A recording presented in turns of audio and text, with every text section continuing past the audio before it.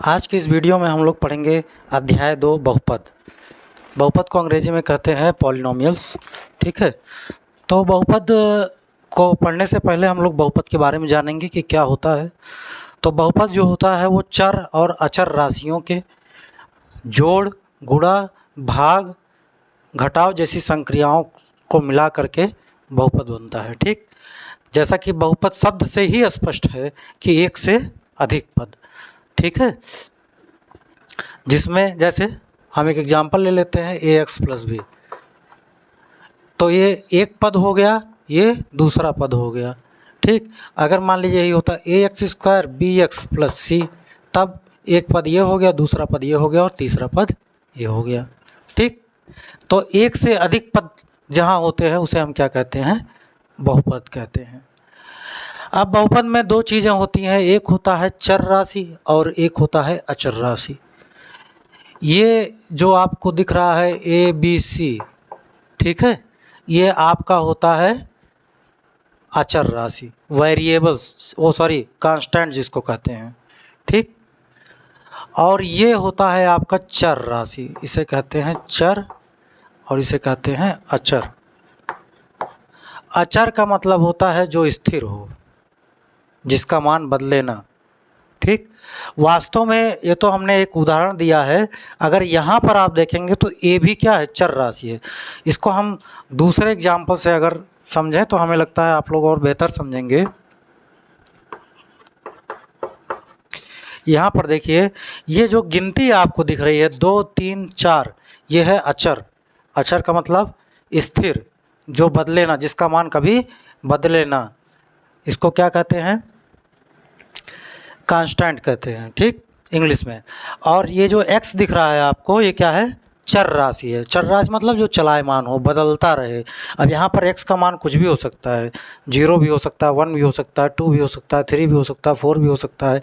तो मतलब स्थिर नहीं है, जो बार बार बदलता रहे उसे क्या कहते हैं? वेरिएबल्स कहते हैं, वैरी जो करे, तो इसे चर राशि कहते हैं। इसको अंतर, अक्सर चर और अचर में लोग कंफ्यूज हो जाते हैं, तो इसमें अंतर करने का तरीका यही है कि चर को हम समझ लें चलायमान है, जो चलता रहे, बदलता रहे, परिवर्तनशील हो, उसे हम क्या कहेंगे?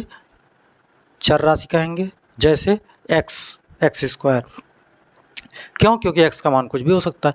लेकिन अगर कहीं 2 3 4 5 6 कोई गिनती लिखी हुई, कोई संख्या लिखी हुई है, तो क्या उसका मान बदलेगा?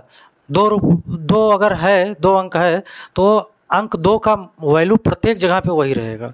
उसको हम उसी तरीके से उसका कैलकुलेशन करेंगे। ठीक है, तो इसे हम क्या कह देते हैं? अचर राशि। तो ये हो गए चर और अचर राशि, और बहुपद भी आप लोगों को समझ में आ गया। इसी के साथ ही इसमें हम लोग समझेंगे मानक रूप। ये देखिए, बहुपद का मानक रूप, जिसको स्टैंडर्ड फॉर्म कहते हैं, a0 a1x plus a2x square plus b2 b3 x cube plus an x to the power n। ये क्या है? किसी बहुपद का मानक रूप है, इसको स्टैंडर्ड फॉर्म कहा जाता है।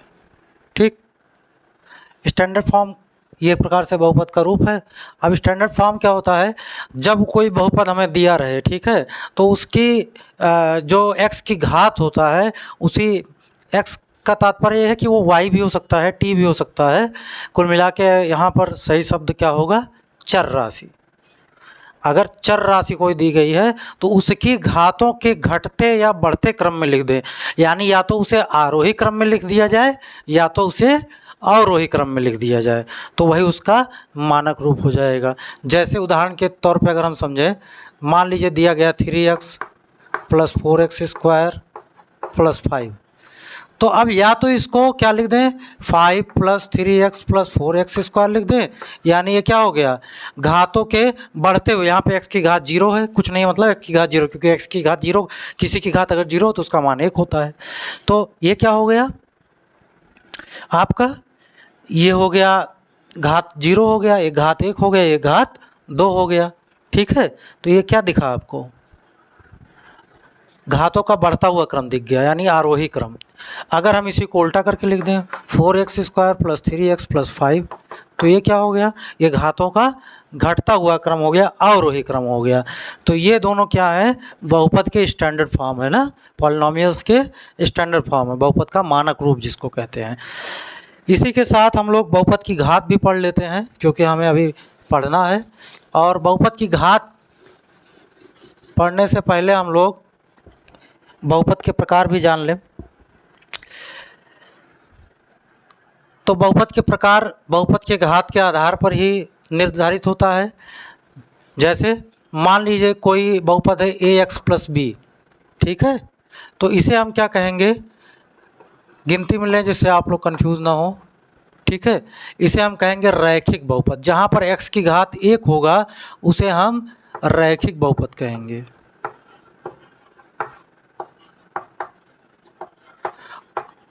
और जहाँ पे x की घात 0 होगा उसे शून्य बहुपद कहेंगे, ये भी जान लीजिए, ठीक है। x की घात 0 का मतलब जैसे मान लो 3 दे दिया गया। अब यहाँ पर क्या है, x नहीं है तो x की घात 0 है, तो इसे शून्य बहुपद कहा जाएगा, ठीक। अगर मान लीजिए दिया गया है 2x स्क्वायर धन 3x धन 4, तो यहाँ पर देखिए x की घात कितनी है, 2 है, तो इसे हम कहेंगे द्विघात बहुपद।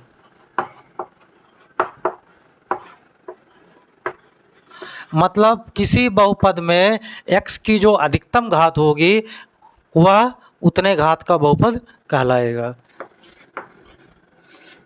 3x cube plus 4x square plus 5x plus 6 अगर है तो इसे हम त्रिघात बहुपद करेंगे। x की अधिकतम घात कितनी है, x की घात 2 भी, x की घात 1 भी, x की घात 0 भी है, लेकिन अधिकतम घात कितनी है, 3 है, तो इसे हम त्रिघात बहुपद कहेंगे।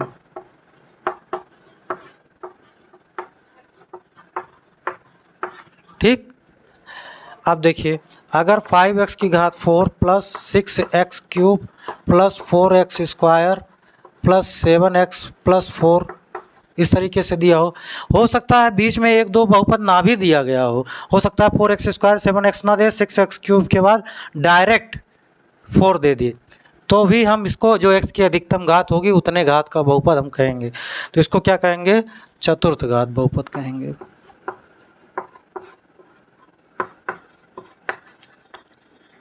ठीक।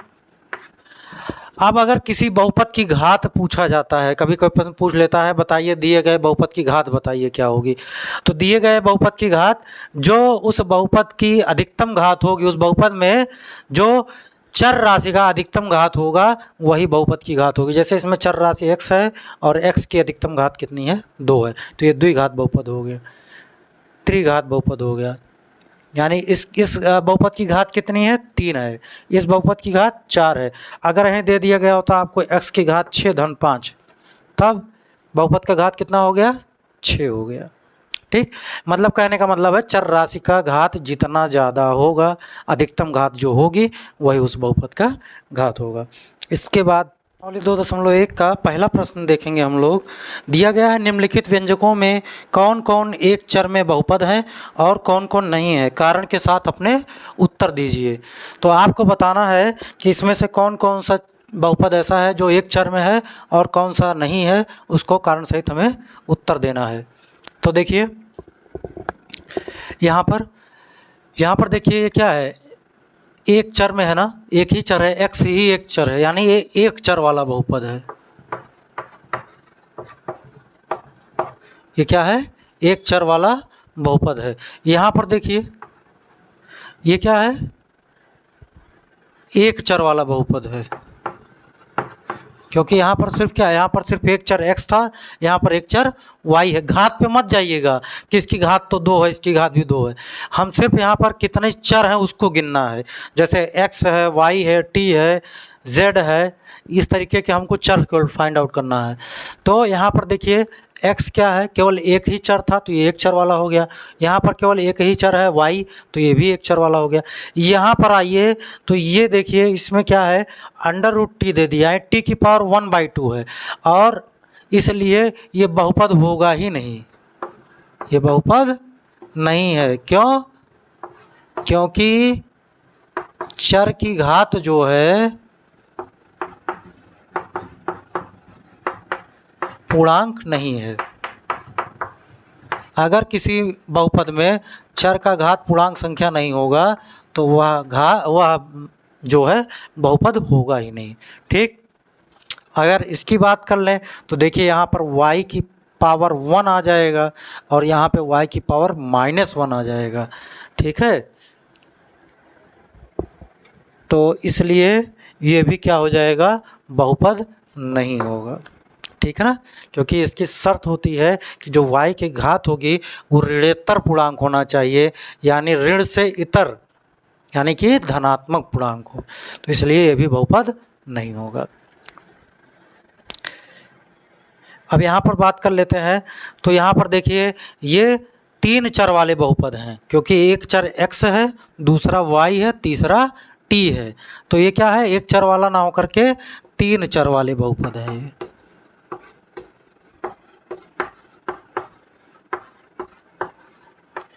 उत्तर में आप लिख देंगे यह बहुपद x, y, t वाले 3 चर वाले बहुपद हैं। ठीक, प्रश्न संख्या 2 दिया गया है, निम्नलिखित में से प्रत्येक में x² का गुणांक लिखिए।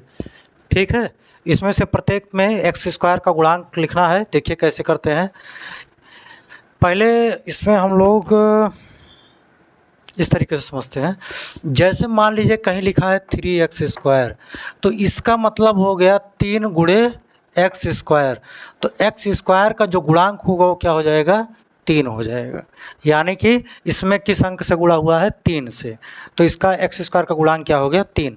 तो उसी तरीके से यहाँ पर देखिए सबसे पहले हम ढूंढेंगे x² वाला पद कहाँ पर है, तो यहाँ पर देखिए x² का पद कहाँ है, बीच में है, तो x² का गुणांक क्या हो गया, 1। यहाँ पर कोई संख्या नहीं लिखी है, इसका मतलब x² में 1 से गुणा हुआ है, यानी ये 1 गुणे x² है, 1 छिपा हुआ है, तो इसका गुणांक क्या हो जाएगा, 1 हो जाएगा।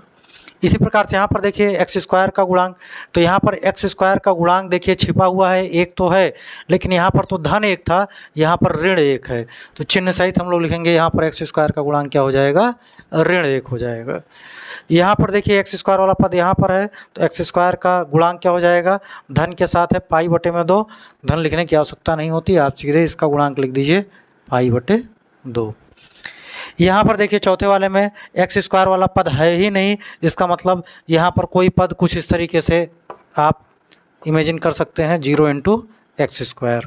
ठीक, तो यहाँ पर x² का गुणा क्यों, क्योंकि 0 से x² में गुणा होगा तो ये पद ही शून्य हो जाएगा, जब ये पद शून्य हो जाएगा तो इसके मान में कोई परिवर्तन नहीं होगा, ये इसका मतलब ये छिपा हुआ है, तो जहाँ पे x² का पद नहीं है वहाँ पर x² का गुणांक क्या हो जाएगा, 0 हो जाएगा। अगला प्रश्न है प्रश्न संख्या 3, चर x में द्विघात बहुपद का व्यापक रूप लिखिए। तो द्विघात बहुपद का व्यापक रूप यानी स्टैंडर्ड फॉर्म क्या हो जाएगा, ax² + bx + c। देखिए x की घात 2 है, ये द्विघात बहुपद हो गया। ठीक है, चौथा है 35 घात के द्विपद का और 100 घात के एक पदी का एक उदाहरण दीजिए। तो 35 घात का द्विपद हमको लिखना है, तो 35 घात का द्विपद क्या हो जाएगा, कुछ भी लिख सकते हैं आप।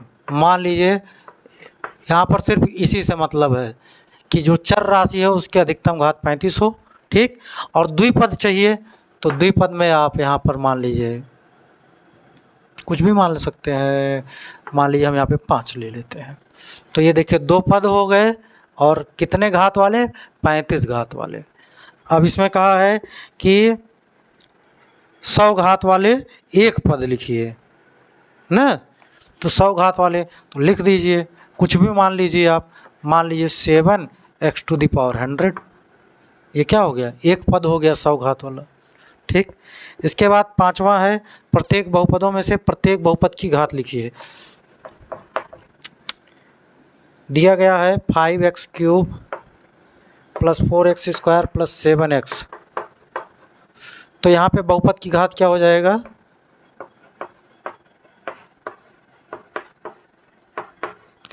जो चर राशि का अधिकतम घात होगा वही बहुपद का घात हो जाएगा। चर राशि का अधिकतम घात 3 है, तो बहुपद का घात क्या हो गया, 3। दूसरा है 4 ऋण y², तो यहाँ पे बहुपद की घात क्या हो गया, बताइए 2। y का अधिकतम घात कितना है, चर राशि का 2 है, तो ये बहुपद की घात हो गई। इसी प्रकार से तीसरा पार्ट है 5t माइनस रूट 7, तो यहाँ पर बहुपद की घात कितनी हो जाएगी, 1, जिसकी घात कुछ नहीं उसका घात 1, लिख दीजिएगा बहुपद की घात 1। फिर चौथा वाले में देखिए 3 दिया गया है, यहाँ पर देखिए चर राशि है ही नहीं, तो जिसमें चर राशि नहीं दिया होगा उसमें बहुपद की घात 0 होगा। उसके बाद 6वां प्रश्न है, बताइए कि निम्नलिखित बहुपदों में कौन कौन से बहुपद रैखिक हैं, कौन कौन से द्विघाती बहुपद हैं और कौन कौन से त्रिघाती बहुपद हैं। तो देखिए हमने अभी पढ़ा था बहुपद के प्रकार में कि जिसमें चर राशि की घात 1 होती है वो रैखिक बहुपद होता है, जिसमें चर राशि की अधिकतम घात 2 होती है वो द्विघाती बहुपद होता है, जिसमें चर राशि की अधिकतम घात 3 होती है वो त्रिघाती बहुपद होता है। तो देखते हैं इसमें देखिए चर राशि x है और x की अधिकतम घात 2 है, तो ये कैसा बहुपद है, द्विघाती बहुपद है ना। और ये यहाँ पर x की अधिकतम घात 3 है, तो ये त्रिघाती बहुपद हो गया। यहाँ पर y है आपका चर राशि और y का अधिकतम घात 2 है, तो ये द्विघाती बहुपद हो जाएगा। यहाँ पर देखिए x की घात 1 है और जब भी x की घात 1 होता है तो रैखिक बहुपद होता है।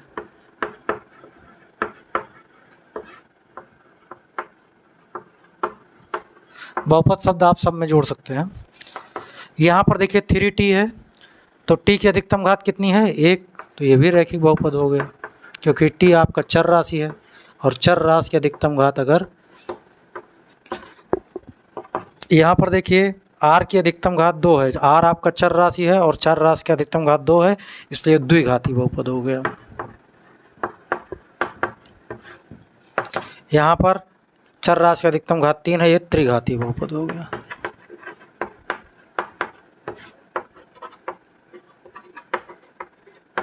बहुपद शब्द आप सब में जोड़ लीजिएगा। इसके बाद 7वां प्रश्न है, निम्नलिखित प्रत्येक बहुपद को मानक रूप में लिखिए। तो ये जो बहुपद दिए गए हैं इनको आपको मानक रूप में लिखना है। हमने बताया था बहुपद का मानक रूप क्या होता है, x के यानी चर राशि के घटते या बढ़ते क्रम में अगर हम लिख दें तो वही बहुपद का मानक रूप हो जाएगा। ठीक है, तो यहाँ पर देखिए x के घटते हुए क्रम में लिखा x की घात 1 है, फिर x की घात 0 है, इसलिए यह आपका मानक रूप में ऑलरेडी है, इसमें कुछ करने की आवश्यकता आपको नहीं है। यहाँ पर देखिए सबसे पहले हम y की अधिकतम घात को लिखेंगे तो -5y² हो जाएगा। हम इसको समझ लिए a² plus by plus c के फॉर्म में लिखने जा रहे हैं, और चिन्ह का भी आप विशेष ध्यान रखेंगे। तो ये हो गया -5y² प्लस 2y प्लस 3। देखिए y का घटता हुआ स्वरूप हो गया, यही बहुपद का मानक रूप होता है। अब ये ऑलरेडी लिखा गया है घटते हुए क्रम में, तो इसमें कोई परिवर्तन करने की आवश्यकता आपको नहीं है। देखिए x की घात 4 है, फिर 2 है, फिर 0 है। यहाँ पर बहुपद का मानक रूप यही हो जाएगा क्योंकि इसमें x है ही नहीं, शून्य बहुपद है। यहाँ पर देखिए y है, तो y की अधिकतम घात 6 है, तो सबसे पहले हम इसको लिखेंगे तो 3y⁴, फिर -2y, फिर +1।